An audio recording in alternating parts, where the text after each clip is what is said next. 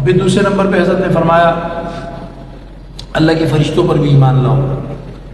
فرشتے اللہ تعالیٰ کی نورانی مخلوق ہیں اور وہ گناہوں سے پاک ہیں، جیسا کہ قرآن و حدیث میں بتایا گیا. اللہ تعالیٰ کی کبھی بھی نافرمانی نہیں کرتے اور جو کام اللہ نے ان کے ذمے لگایا وہ اسی کام کو ٹھیک کرتے ہیں. ان کو نور سے پیدا کیا گیا ہے.